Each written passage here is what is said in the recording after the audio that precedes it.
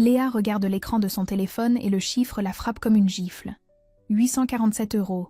C'est tout ce qui reste sur son compte jusqu'à la fin du mois, et quand elle soustrait mentalement les 680 € du loyer déjà prélevé, il ne lui reste que 167 € pour vivre, pour manger, pour acheter des couches, pour tenir jusqu'au prochain virement de sa maternité dans 17 jours interminables.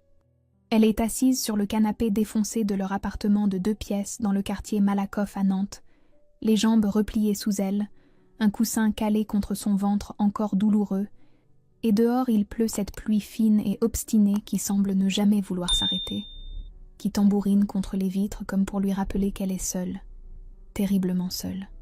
Manon dort enfin dans son berceau, après 2 heures de pleurs inconsolables, ces pleurs aigus qui vrillent les tympans et le cœur, et Léa n'ose même pas bouger de peur de réveiller sa fille, parce qu'elle sait qu'elle n'a plus la force de la bercer encore. Pas maintenant. Pas après une nuit blanche de plus dans cette succession infinie de nuits blanches qui se ressemblent toutes. 1 mois. Manon a exactement 1 mois aujourd'hui, 4 semaines de vie, et Léa n'a pas dormi plus de 45 minutes d'affilée depuis l'accouchement. Elle a l'impression que son cerveau fonctionne au ralenti, que ses pensées traversent un brouillard épais où plus rien n'a vraiment de sens. Thomas, lui, est parti ce matin. Il a fait sa valise hier soir, méthodiquement, avec cette concentration presque agaçante qu'il met dans tout ce qu'il fait, pliant ses chemises en 4, roulant ses shorts d'été, glissant sa trousse de toilette dans le compartiment latéral de son sac North Face, celui qu'il avait acheté pour leur voyage en Croatie il y a 3 ans, quand ils étaient encore heureux, quand elle ne savait pas encore ce que c'était que d'être abandonnée avec un bébé d'1 mois. Léa l'observait depuis le lit, Manon endormie contre sa poitrine, la chaleur minuscule de ce petit corps fragile collé contre elle. Et elle ne disait rien parce qu'il n'y avait rien à dire. Tout avait déjà été dit la veille, quand il avait lâché cette phrase terrible qui continuait de résonner dans sa tête comme une condamnation. « J'ai besoin d'espace, Léa. Je me sens étouffée. Étouffée. » Lui se sent étouffé.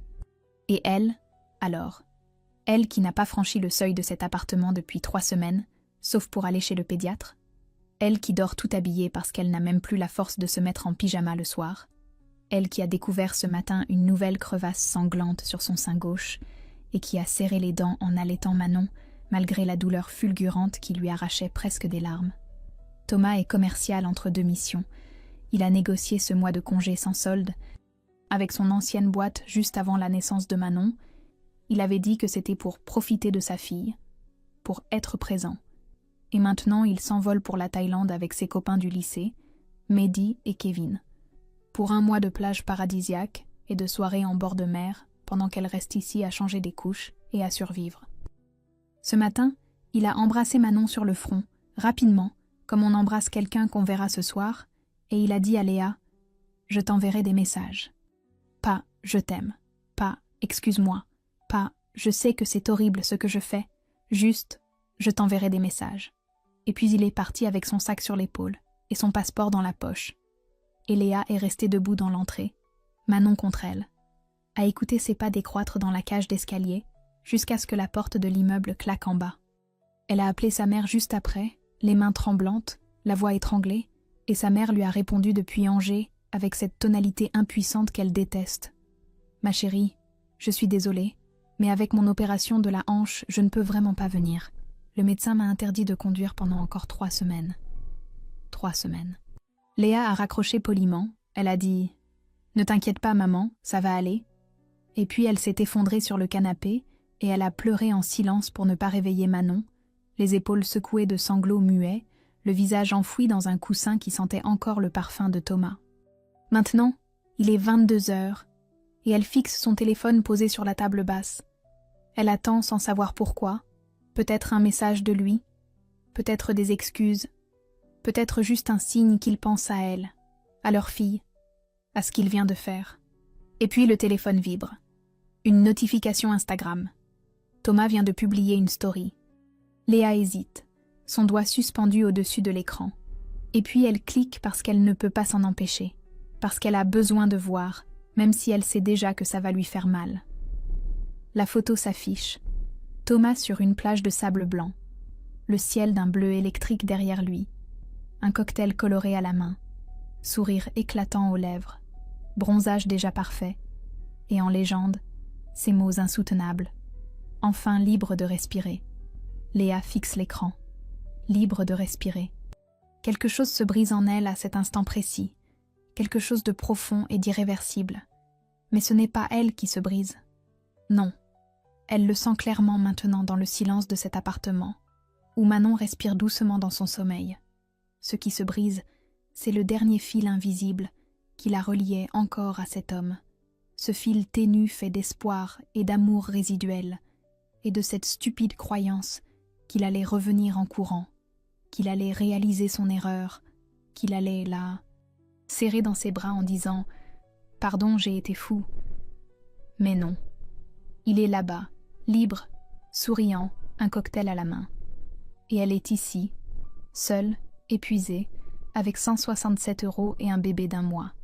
Léa pose le téléphone, se lève lentement pour ne pas réveiller Manon, marche jusqu'à la fenêtre et regarde la pluie qui continue de tomber sur Nantes, sur ce quartier qu'elle n'a jamais vraiment aimé, sur cette vie qu'elle ne reconnaît plus. Et pour la première fois depuis des semaines, elle ne pleure pas. Elle serre les poings. Les jours suivants se fondent dans un brouillard de fatigue, où Léa perd la notion du temps, où elle ne sait plus si c'est le matin ou l'après-midi, si elle a mangé ou pas, si elle a dormi 1 heure ou 10 minutes. Tout se mélange dans cette succession interminable de biberons et de couches et de pleurs qui n'en finissent jamais. Manon pleure, Léa pleure, et la pluie continue de tomber dehors comme si le ciel lui-même participait à ce naufrage. Elle dort par tranches de 45 minutes, parfois moins. Et quand elle se regarde dans le miroir de la salle de bain, elle ne se reconnaît plus. Cernes violettes creusées sous les yeux, cheveux gras tirés en arrière, peau terne, corps encore gonflés et douloureux qui ne ressemblent plus à rien. Elle a l'impression d'avoir vieilli de 10 ans en 1 mois. Ce matin-là, à 4 heures du matin, alors que Manon hurle depuis 2 heures sans qu'elle comprenne pourquoi, sans que rien ne la calme, ni le sein, ni le bercement, ni les chansons murmurées d'une voix cassée, Léa s'effondre sur le canapé et fixe le vide. Elle pense « Je ne peux pas continuer comme ça ». Et puis une pensée nouvelle émerge de ce brouillard, une pensée qui la traverse comme une décharge électrique. « Je ne veux pas continuer comme ça ».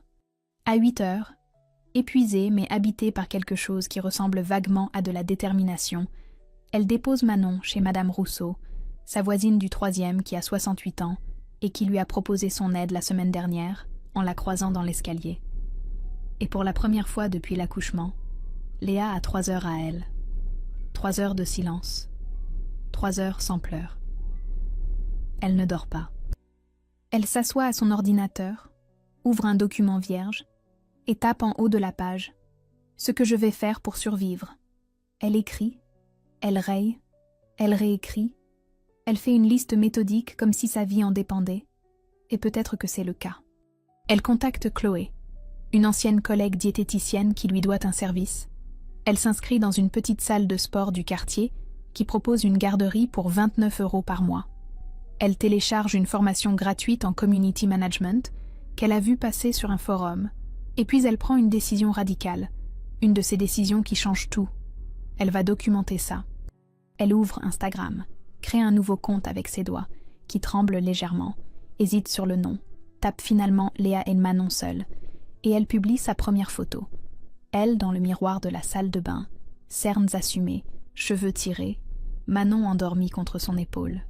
Et en légende, elle écrit simplement, sans filtre, sans mensonge. Il est parti en Thaïlande pour 1 mois.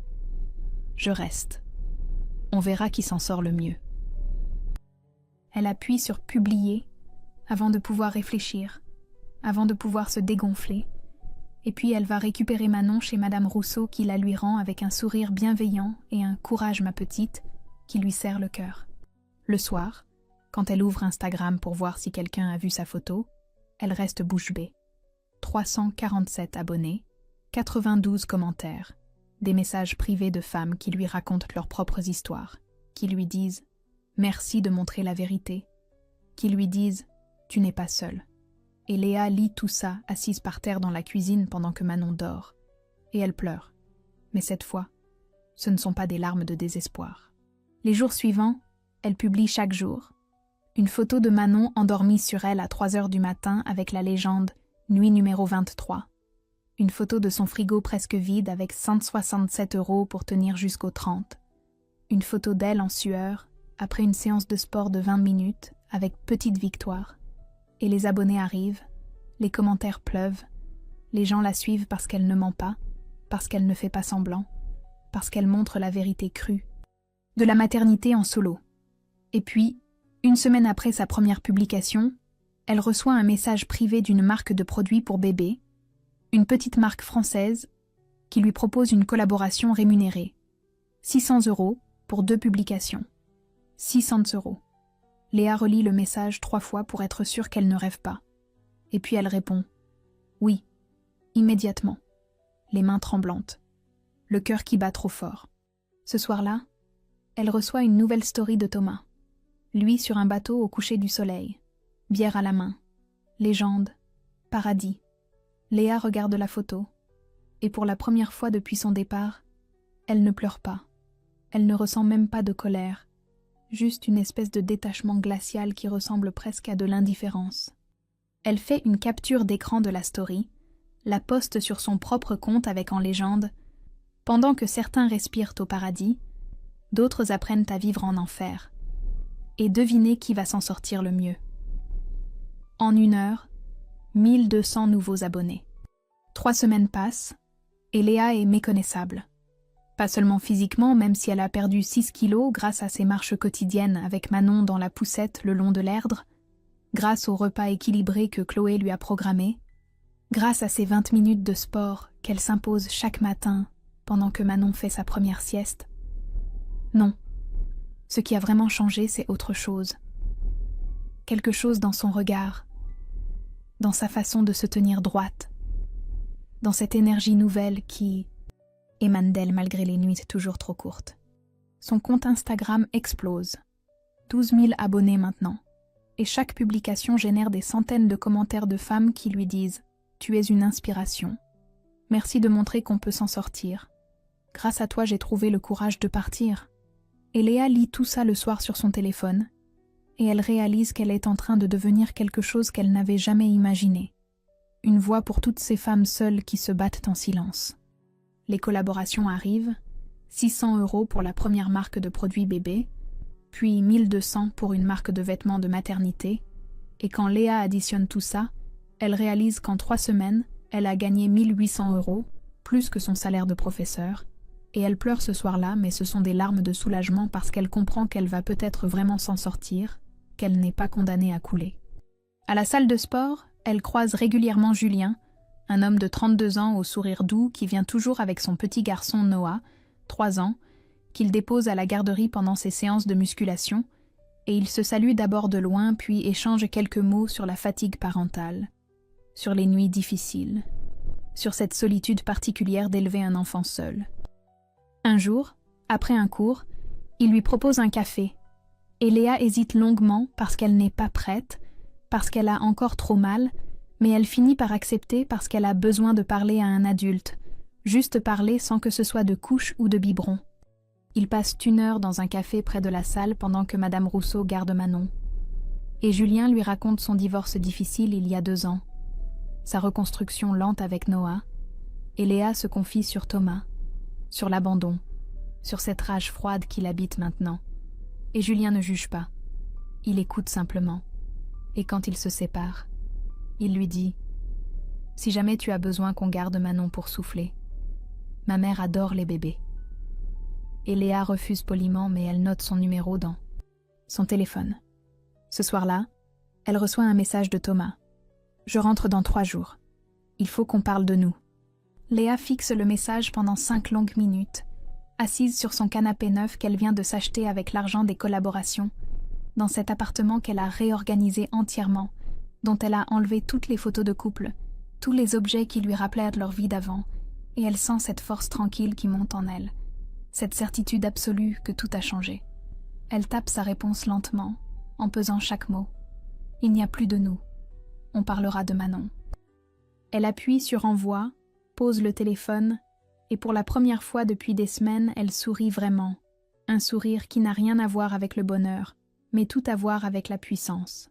Thomas débarque un mardi matin avec son bronzage parfait, Son sac North Face couvert d'étiquettes d'hôtels exotiques et ce sourire nerveux qui trahit son malaise, et quand il ouvre la porte de l'appartement avec ses clés, il reste figé sur le seuil, comme si quelqu'un venait de le gifler. L'appartement est méconnaissable. Tout ce qui était eux a disparu. Les photos de couple qui tapissaient le mur du salon, le vieux canapé Ikea qu'ils avaient choisi ensemble il y a 4 ans et sur lequel ils avaient fait l'amour le soir même de l'achat, les coussins orange qu'elle détestait mais qu'il adorait, le tapis berbère rapporté du Maroc, tout ça a été remplacé par un nouveau canapé gris élégant, des plantes vertes dans des pots en céramique blanche, une déco minimaliste et lumineuse qui ressemble à ces appartements de magazine qu'on regarde en rêvant. Sur la table du salon, bien en évidence comme si elle l'avait mise là exprès, il y a une petite boîte en carton contenant son alliance avec un post-it collé dessus où elle a écrit simplement « Tu peux reprendre la tienne aussi ». Mais ce qui le paralyse vraiment, ce qui lui coupe littéralement le souffle, c'est Léa.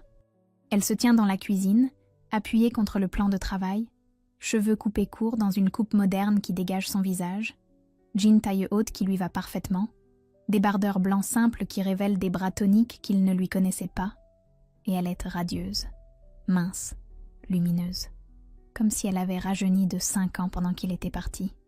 Elle le regarde avec un calme glacial qui le met immédiatement mal à l'aise et dit simplement, d'une voix neutre qu'il ne lui connaît pas, « Bonjour Thomas.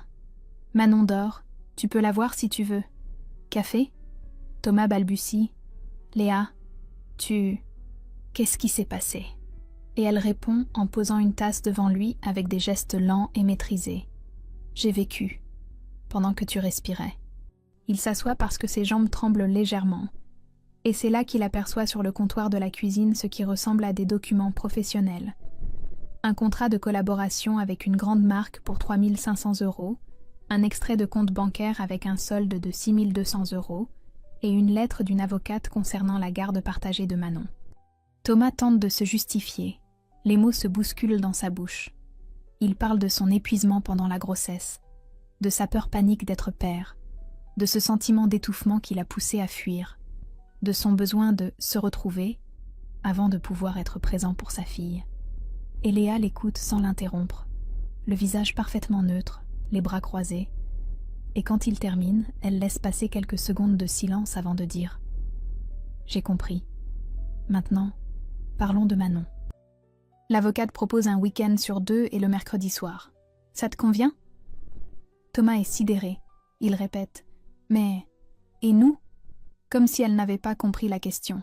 Et Léa le fixe avec ses yeux qu'il ne reconnaît plus. Ses yeux durs et déterminés où il ne lit plus aucune trace d'amour. Il n'y a plus de nous, Thomas. Il y a toi, moi et notre fille. C'est tout. Il supplie alors. Il dit qu'il a réfléchi pendant ces 4 semaines en Thaïlande, qu'il a compris son erreur, qu'il veut réparer, qu'il est prêt à être le père et le compagnon qu'elle mérite. Mais Léa reste parfaitement immobile et inébranlable, comme si ses mots glissaient sur elle sans l'atteindre. Désespéré, Thomas finit par demander, la voix brisée par quelque chose qui ressemble à de la jalousie. « Tu as rencontré quelqu'un, c'est ça ?» Léa sourit pour la première fois depuis qu'il est entré. Un sourire énigmatique qui lui donne envie de hurler. « J'ai rencontré quelqu'un, oui, moi. » Elle se lève, prend son sac et ajoute en se dirigeant vers la porte. « L'avocate t'enverra les papiers. Tu peux voir Manon maintenant si tu veux, mais j'ai rendez-vous dans 20 minutes. Ferme bien en partant. » Thomas reste seul dans cet appartement qu'il ne reconnaît plus, et pour la première fois depuis des années, il pleure vraiment. Thomas refuse de partir. Pas de l'appartement parce que Léa a changé les serrures 2 jours après son retour et qu'il a dû s'installer chez Mehdi dans un studio minuscule près de la gare. Mais il refuse de partir de sa vie, il insiste pour se battre pour sa famille, comme il dit dans ses messages quotidiens, et à chaque fois qu'il vient chercher Manon pour ses week-ends de garde, il tente quelque chose. Des fleurs qu'elle refuse poliment, des messages tard le soir où il s'excuse encore et... encore. Des cadeaux pour Manon qui sont en réalité des prétextes pour rester plus longtemps sur le pas de la porte. Léa reste polie, mais distante. Elle le traite comme un colocataire qu'on ne connaît pas bien. Et elle continue sa vie avec une discipline qui l'étonne elle-même. Son Instagram atteint 28 000 abonnés. Les collaborations s'enchaînent maintenant entre 1 500 et 4 000 € chacune. Et elle commence à recevoir des demandes de petites entreprises nantaises qui veulent qu'elle gère leurs réseaux sociaux. Elle crée un statut d'auto-entreprise un mardi après-midi, pendant que Manon est chez Thomas. Elle remplit les formulaires en ligne avec une excitation qu'elle n'avait pas ressentie depuis des années, et quand elle reçoit son numéro SIRET par mail, elle le montre à Manon en disant « Regarde ma puce, maman est officiellement chef d'entreprise. » Un soir, Julien la recontacte. Un message simple sur Instagram, où il lui demande si ça lui dirait de prendre un verre, juste pour décompresser, sans pression. Et Léa hésite longtemps avant de répondre, parce qu'elle ne sait pas si elle est prête, si elle a encore la capacité de faire confiance à un homme après ce que Thomas lui a fait, mais elle finit par accepter parce qu'elle a besoin de sortir de cet appartement, de parler d'autre chose que de couches et de contrats. Ils se retrouvent dans un bar tranquille du quartier Bouffay, un endroit avec des bougies sur les tables et du jazz en fond sonore, et la conversation coule naturellement, sans effort. Julien lui raconte son divorce difficile il y a 2 ans, avec une femme qu'il a quittée pour un collègue. Sa reconstruction lente avec Noah qui avait à peine 1 an à l'époque, et Léa se confie sur Thomas, sur l'abandon, sur cette colère sourde qui l'habite encore certains soirs quand elle berce Manon en pensant à tout ce qu'il a raté. Et Julien ne juge pas. Il dit juste « Prends ton temps. Personne ne te presse. Tu as le droit de guérir à ton rythme. » Et Léa sent quelque chose se détendre en elle, quelque chose qu'elle ne savait même pas tendu. En rentrant chez elle ce soir-là, elle se sent vivante pour la première fois depuis des mois. Elle se sent légère comme si elle venait de poser un poids qu'elle portait depuis trop longtemps. Mais le lendemain, Thomas passe récupérer des affaires qu'il avait laissées et il voit un message de Julien sur le téléphone de Léa, resté sur le comptoir de la cuisine. « J'ai passé une super soirée hier, à refaire quand tu veux. » Thomas explose littéralement. Il hurle. « Alors tu me remplaces déjà. C'est ça ton plan ?» Et Léa, qui était en train de plier du linge, perd son calme pour la première fois depuis son retour. Elle se retourne vers lui et déverse tout ce qu'elle a gardé en elle. « Te remplacer ? Thomas, tu m'as abandonné avec un bébé d'1 mois pour aller faire la fête en Thaïlande. Ne viens pas me parler de remplacement. Ne viens jamais me parler de loyauté. » Elle continue. Les mots sortent comme une avalanche qu'elle ne peut plus retenir. Sa solitude pendant la grossesse quand il rentrait tard tous les soirs. Son absence au cours de préparation à l'accouchement où elle était la seule femme seule. Son désintérêt pour Manon les premières semaines, où il ne changeait jamais une couche, ne se levait jamais la nuit, et surtout, sa lâcheté absolue d'être partie au moment où elle avait le plus besoin de lui. Thomas s'effondre en larmes, littéralement. Il tombe assis par terre dans l'entrée et pleure comme un enfant en murmurant « J'ai eu peur, j'ai eu tellement peur. Je me suis sentie piégée.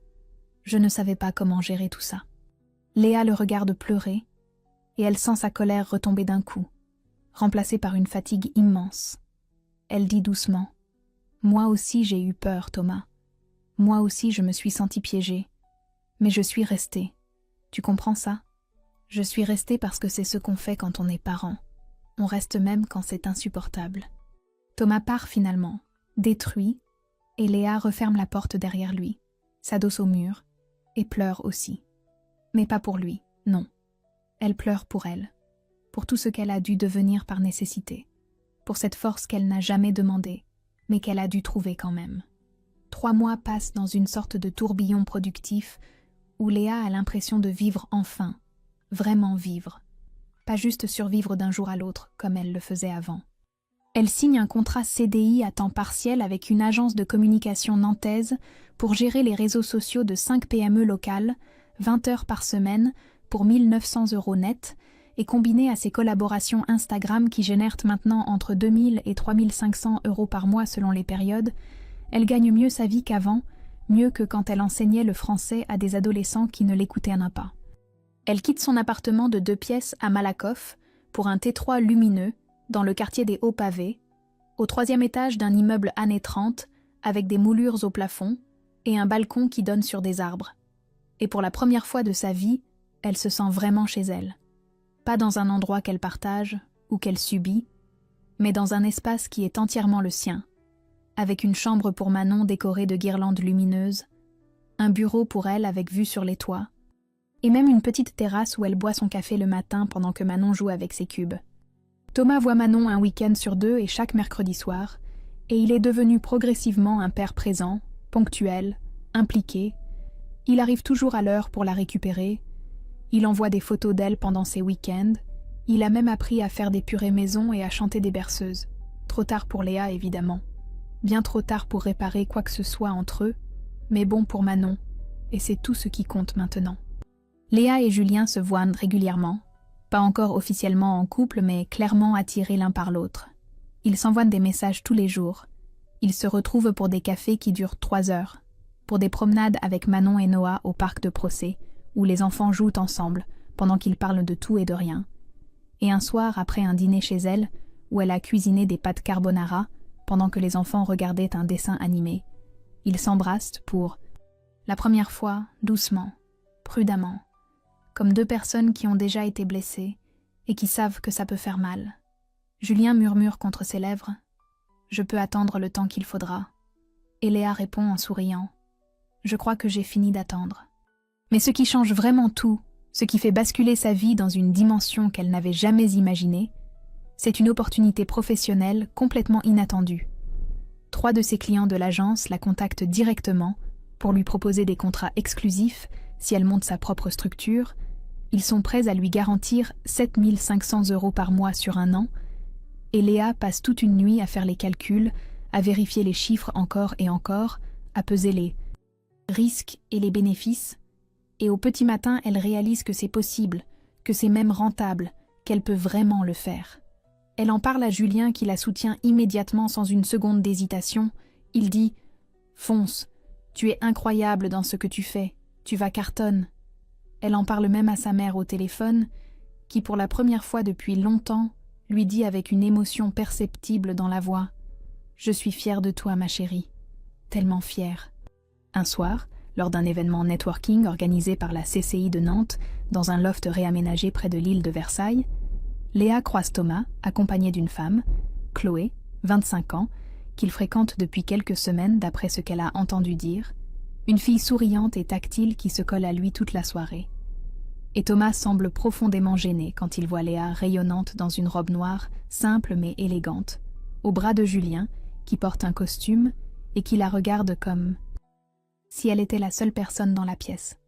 À la fin de la soirée, alors que Léa récupère son manteau au vestiaire, Thomas s'approche seul, les mains dans les poches, et dit d'une voix où perce quelque chose qui ressemble à de la détresse « Tu as l'air vraiment heureuse ».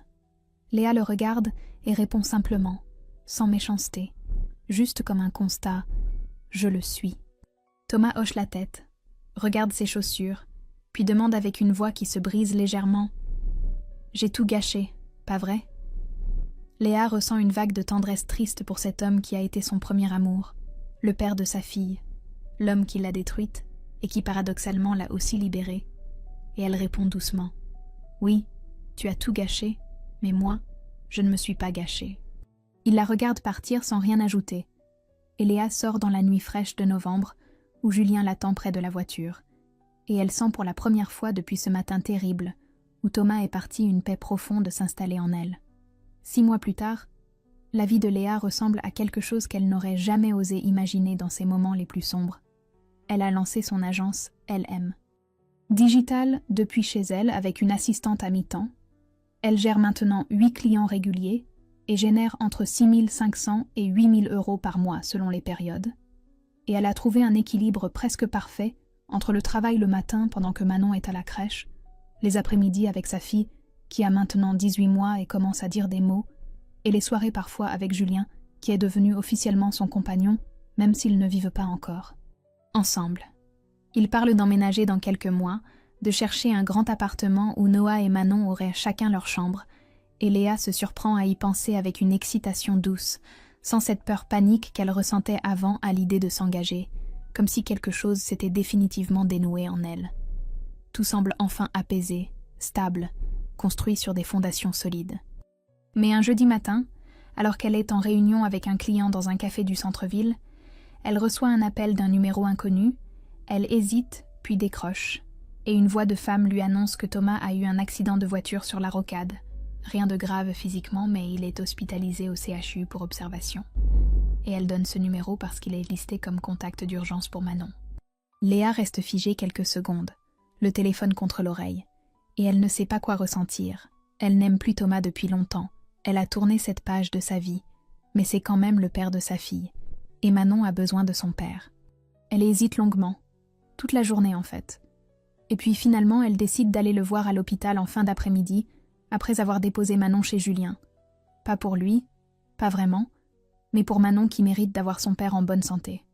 Thomas est dans une chambre individuelle au 5e étage, assis dans le lit en pyjama d'hôpital, un pansement sur le front, le bras droit immobilisé, et quand elle entre, il lève les yeux vers elle avec une expression de surprise mêlée de reconnaissance qui la touche malgré elle.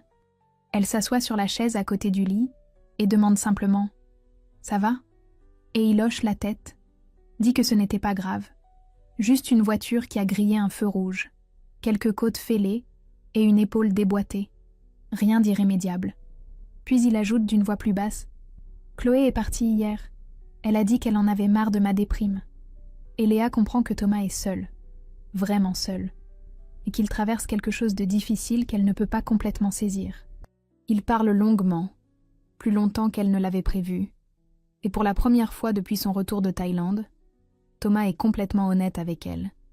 Il lui raconte qu'il a commencé une thérapie il y a 3 mois, qu'il a compris en parlant avec son psy qu'il avait panique quand Manon est née, parce qu'il avait peur de reproduire les erreurs de son propre père qui les avait abandonnés quand il avait 7 ans, que partir était une façon tordue de fuir cette peur, et qu'il regrette profondément, non pas pour revenir avec elle parce qu'il sait que c'est impossible, mais parce qu'il a gâché quelque chose de précieux. Léa l'écoute, et elle sent quelque chose se dénouer dans sa poitrine.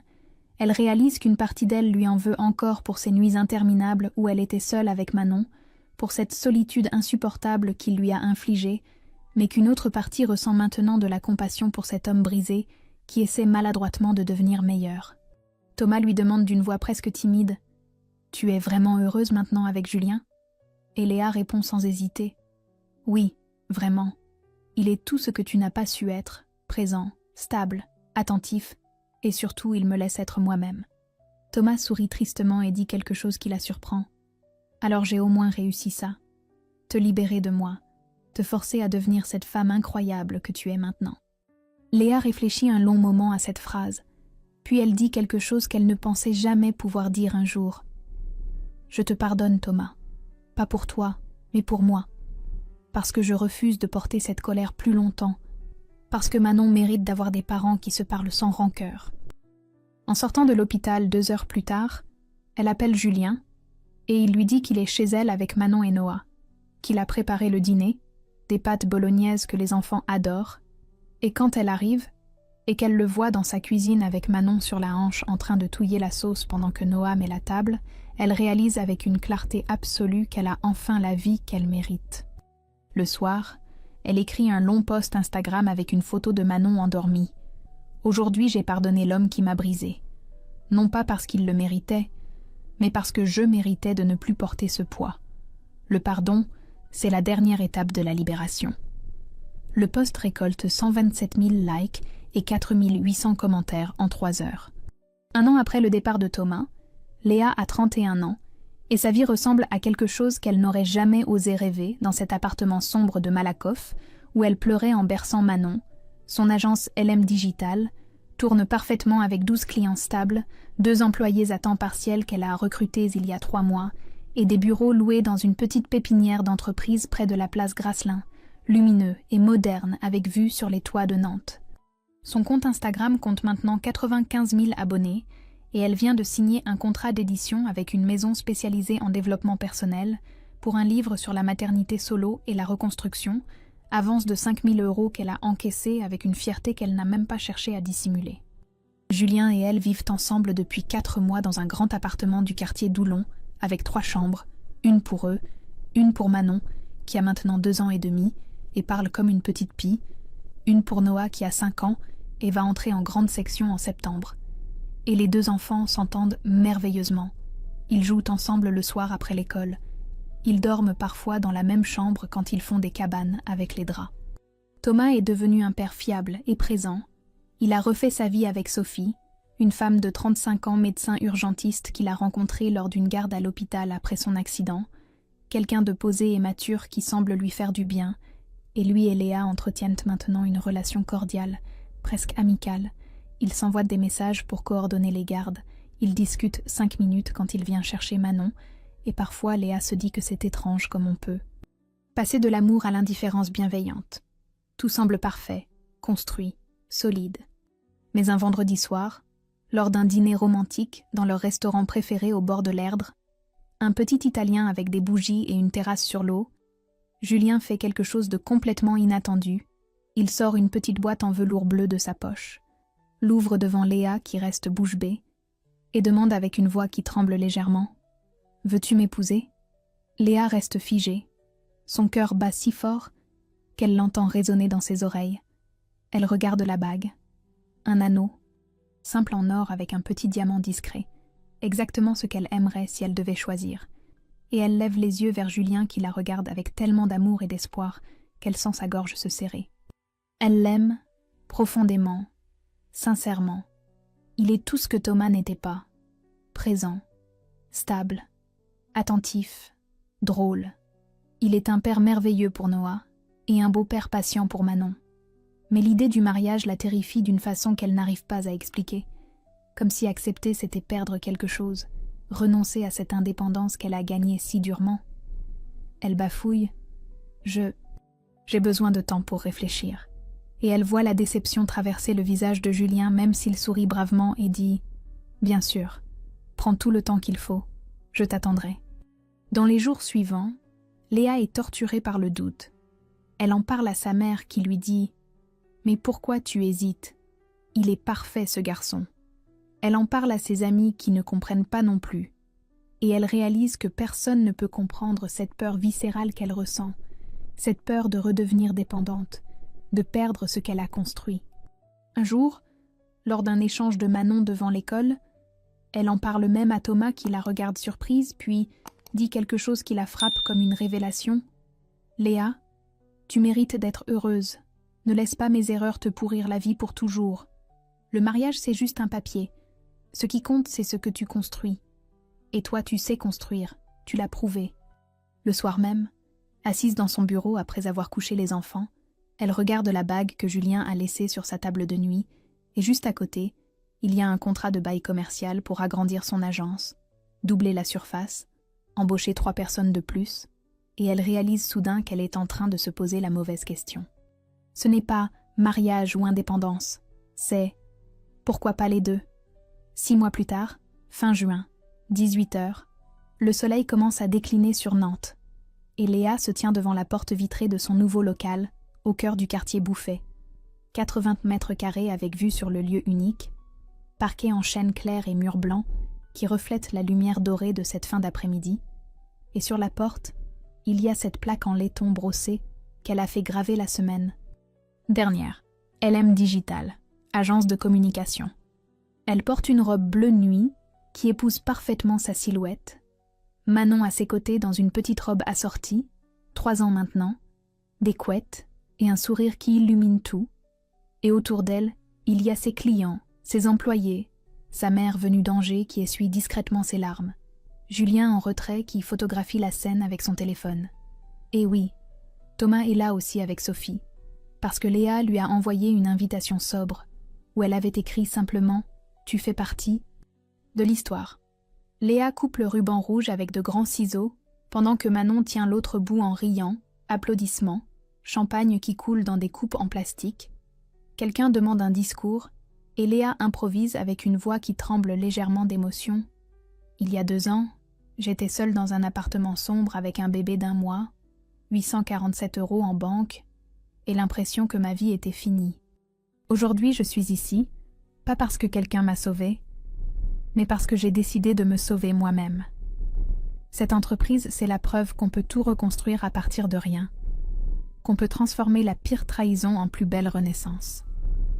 Merci à ceux qui ont cru en moi, mais surtout merci à celle qui n'a jamais arrêté d'y croire. Moi. » La foule applaudit et Léa croise le regard de Thomas qui s'approche après la cérémonie. Il s'isole quelques secondes près de la fenêtre et il dit avec une sincérité désarmante Tu as vraiment réussi. Je suis fière de toi. Et Léa répond doucement. Merci, mais je n'ai pas fait ça pour toi. Je l'ai fait pour moi et pour Manon. Et Thomas hoche la tête, embrasse sa fille, puis s'en va avec Sophie. Et Léa le regarde partir sans aucune douleur. Juste cette indifférence paisible qui est la vraie guérison. La foule se disperse progressivement. Le soleil continue de descendre. Et Julien s'approche avec ce sourire tendre qu'elle aime tant. Il glisse sa main dans la sienne et demande « Alors, Madame la CEO, on fixe une date pour le mariage ?» Et Léa sourit, un vrai sourire qui vient du cœur. Elle répond « Dans 6 mois, quand l'entreprise sera vraiment stable. » Et Julien rit, toujours pragmatique. Et elle ajoute « Toujours moi. » Et ils s'embrassent doucement, mais la caméra ne s'attarde pas sur eux. Elle revient sur Léa. Fin de soirée, 22h, tout le monde est parti. Léa est seule dans son bureau. Manon dort sur le petit canapé d'angle recouvert d'un plaid, et elle marche lentement dans cet espace qui est entièrement le sien. Elle passe sa main sur les bureaux en bois clair, regarde les 3 ordinateurs alignés, les contrats encadrés au mur, la plaque dorée sur sa porte où il est écrit « Léa Moreau, fondatrice and directrice », et elle sort son téléphone, scrolle dans ses anciennes photos jusqu'à tomber sur celle-là, celle qu'elle a failli effacer 100 fois. Elle, il y a 2 ans. Cernes violettes, regard vide, cheveux ternes, Manon nouveau-né dans les bras. Elle regarde ensuite son reflet dans la grande vitre qui donne sur la rue. Femme élégante, confiante, rayonnante, chef d'entreprise, mère, bientôt épouse, mais surtout, elle-même. Elle prend Manon endormie dans ses bras, embrasse ses cheveux qui sentent le shampoing à la fraise, murmure « On a réussi ma puce. Regarde comme on a réussi. » Et elle éteint les lumières une à une, sort dans la nuit tiède de juin où Julien l'attend dans la voiture garée en double fil. Il lui sourit à travers le pare-brise, et pendant qu'elle marche vers lui avec Manon contre son épaule, sa voix résonne en voix off sur les images. Il m'avait dit qu'il avait besoin d'espace. Moi aussi j'en avais besoin. Pas pour fuir, mais pour grandir, pour devenir celle que je méritais d'être. Aujourd'hui, je sais quelque chose que j'ignorais à l'époque. L'amour véritable ne me complète pas. Il m'accompagne pendant que je me complète moi-même. Et ça change absolument tout. La dernière image, la plaque LM digitale illuminée dans la nuit nantaise. Pas le couple, pas le baiser, juste cette plaque qui brille comme une victoire silencieuse, fondue au noir.